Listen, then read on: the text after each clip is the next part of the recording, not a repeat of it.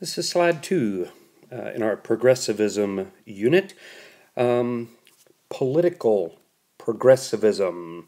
Now that we know what the progressives want to do, let's talk about how they're going to get it done. We said the main way was to get people more power, to get government more power out of the hands of big business. So let's talk about how they're going to do that. First of all, the goals here of the progressives. There are two of them really. Number one, use the government to break the power of big business. Okay, use the government to break the power of big business, specifically the monopolies. They want to break up the monopolies, the big trusts and so forth. And number two, improve the common, average, everyday person's conditions here of life and work. So help out the common, average, everyday person. The progressivism works for the workers, not the rich. Okay, so use the government to break up big business monopolies, and then improve the common, average person's everyday life. Okay? Here's how they're going to do it. First of all, they say we've got to stop voter fraud. Okay, voter fraud was a huge problem at this time, and we'll talk about why here. The two main types of voter fraud are buying votes and voting multiple times. Okay, it was very common for people to sell their votes. You know, I'll vote for the guy you want if you give me X amount of dollars. Right, okay. So big business would buy politicians. They would buy votes to get politicians into office that would pass laws that help businesses. Okay? Also, people were voting multiple times. Businesses would pay you to vote as many times as you want. Nowadays, you know, when you go vote, you have to show photo ID to prove you are who you are. You have to be registered to vote. And you have to, you can only vote once at the place you are registered. There was no such thing back then. You know, people would vote as many times throughout the day as they could. They would go from polling place to polling place to polling place all day and vote multiple times and get paid for it each time. You can make a pretty good little income on election day. But it was worth it to these businesses to buy votes to stay in power. Okay? Progressives say we have to stop something called patronage. Okay? Stop patronage. Patronage is rewarding party loyalty with government jobs. Rewarding party loyalty with government jobs. So let's say you donate a lot of money to the party. Your guy wins, and in exchange, he gives you a job in his government. Whether you're qualified for it or not doesn't really matter. You're going to get a government job and draw a government salary. You're going to make a lot of money. Because you were loyal to the party and you worked for this guy. He's going to reward you with a government job. That's patronage. Progressives say we've got to stop this, because what you end up with is a whole government full of people who don't know what they're doing, but who donated a lot of money to the winner. Okay? So what will happen is the government will pass something called, or create something called, the civil service system. It's a lot of S sounds there. Civil service system. And basically, it means that if you want a government job, you have to be the most qualified. You have to take a test. So let's say the government has a job open and 15 people apply for it.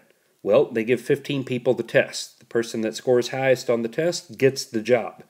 So it's not necessarily the person who donated the most money.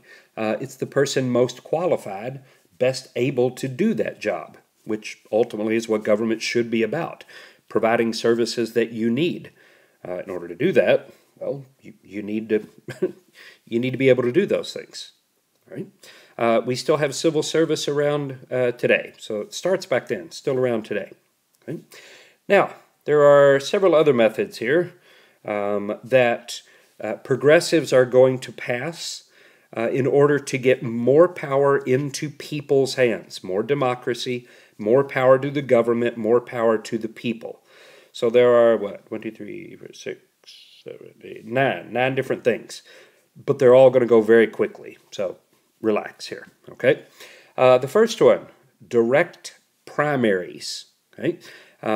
This is a type of election. A primary election happens before the general election. The general election is probably the one you all are most familiar with.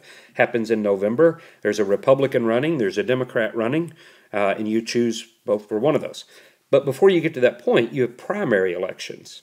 That's where the Democratic Party chooses their nominee for the general election, and the Republican Party chooses their nominee for the general election.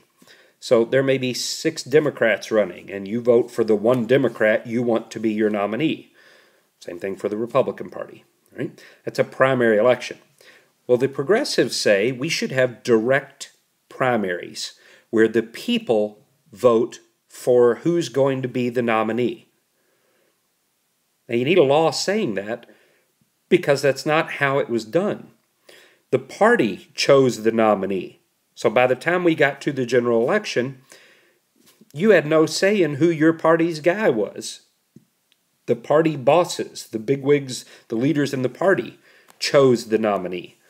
So ultimately, if you're voting in a general election, what you have is the choice of 2 party-picked candidates. That's it. Right?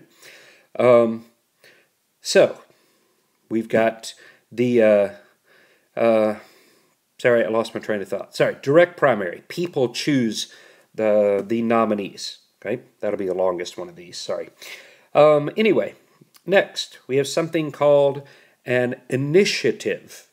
Okay, and in an initiative, voters propose new laws. Okay, typically, not always, but typically, laws are proposed by Congress.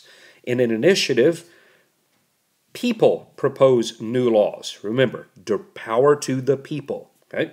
People propose the new law. And then in a referendum, the next one, people vote on new laws. Usually Congress votes on the laws. Not always, but usually. These two almost always go together. You see the book up here at the top, Initiative and Referendum Almanac. People propose a law in an initiative, and then it gets onto a ballot, and people vote on a law in a referendum. Okay? Recall is the next one. This is where voters can choose to remove an elected official before their term is up. Okay? So let's say you elect a governor for a 4-year term, and 2 years into the term, you discover that the governor is corrupt. He's really making decisions for business rather than for people. Okay? In a recall, you can have a special election or special vote where voters decide whether they want to keep the governor or not. If enough of them say, no, the governor sucks, then he gets kicked out before his term is over. Right? So you recall the politician here that's supposed to be serving you but really isn't. Okay? Campaign reform was a big one. The progressives wanted to limit the amounts of money that candidates could spend on a campaign because the rich ones were the only ones getting elected because they're the only ones who could afford a campaign. They also want to limit the amount of money that businesses can contribute to a campaign because businesses are buying politicians. Right? So campaign reform, and it's mainly centers around limiting the amount of money in a campaign. Okay? The Australian Ballot is the next one. And this is basically just a secret ballot. Okay? We don't have a secret ballot up to this point, and we're talking about early 1900s now. We've been, a country over 120 years at this point, and we still don't have a secret ballot. Your vote was public. People could see who you voted for. The secret ballot is called the Australian ballot because Australia was the first country to have one. So, secret ballot. They say if we're ever going to get an honest politician in, people have to be free to vote for who they want to without being threatened for voting for the other guy. Okay? Then we see actually four different amendments that passed during this time. We're going to talk about three of them now. We'll get to the other one later. The 16th Amendment is passed and basically will set up a progressive income tax. A progressive income tax that basically says the more you make, the more you pay. Rich people, progressives believed, rich people should be paying a higher percentage of their income in taxes than poor people should. Right? So we'll just use round numbers here. Let's say you make 1,000. It's called a flat tax. Right? Everybody pays the same amount in a flat tax, and we'll just use 10%. Nice round number. Let's say you, as a poor person, make $1,000 a month. Okay, you make $1,000 a month. Or let's go back to that time. Right, we'll back up here. Let's say $100. Right, $100 a month. If they take 10% of that, you're left with $90. Okay, it's hard to live on $90 a month. Your $10 that are going away are a lot more important to you than, let's say, a rich person who's making $100,000 a month, and they take away 10% of that. Now he's making $90,000.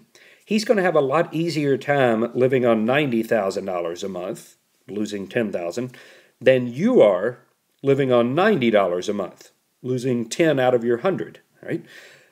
Progressives argue that we need a graduated or a progressive income tax. Okay? Graduated income tax, progressive income tax, two different names, same thing. The rich pay a higher percentage of their income. So the more you make, the more you pay an income tax. Right? The 17th Amendment is passed. This allows for the direct election of senators. Direct election of senators. Right? Progressives say the people of the state should be voting for the guy that's representing them, because it wasn't always that way. You voted for your representative in the House of Representatives, but senators, up until this point, had been chosen by party leaders. Progressives say, if this guy's representing me, I ought to have a say in who he is. So direct election of senators. So thanks to them, we now get to vote for who our senators are going to be. And the last amendment here that we're going to talk about, the 19th Amendment, is women's suffrage. It won't get passed until 1920, and we'll talk about why specifically 1920 later on. But thanks to the work of the progressives, women are going to get the right to vote. Suffrage means voting. Okay? Women will get the right to vote in federal elections. They already had it in some states. But in federal elections, women will finally get the right to vote.